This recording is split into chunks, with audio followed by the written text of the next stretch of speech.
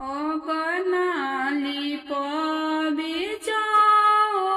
परियात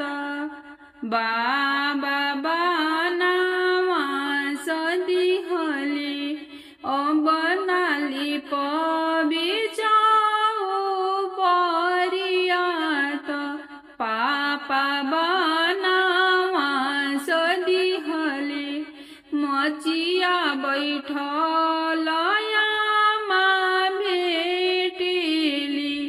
भेटी हृदय लगाइली हली अब नाही जनम आमा के कोखियात नाही पियब दूध के धार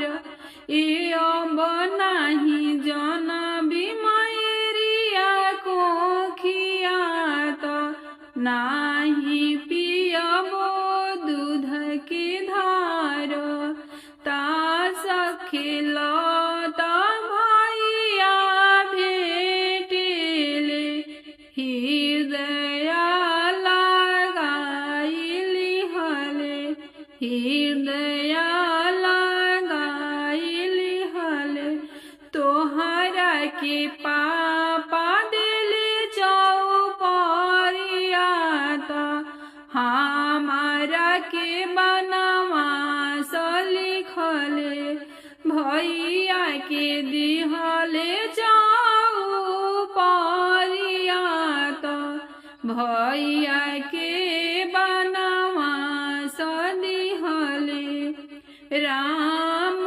रसोईया भाभी के भेटिना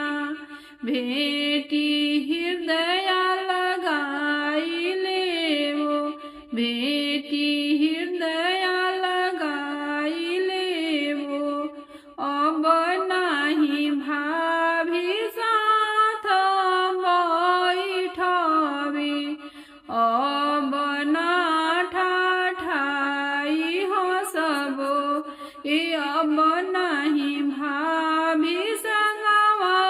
बैठबे अब ना ठाठाई हसब अब ना ठाठाई हसब गुड़िया खेलत बहिनी भेटिली भेटिया कावार दिहली भेटिया कावार दिहली नाही जनम कोखिया में नाही मरब के हुनी के मरवा ए अब नाही जनम कोखिया में नाही मरब के हुनी के मरवा ए अब नाही लिपब बाबा चौपरियात हमें पापा बनवा सदिहले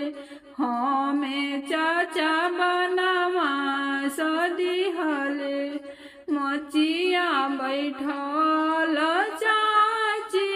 भेटिली हृदय लगाइली हली मचिया बैठल चाची भेटिली हृदय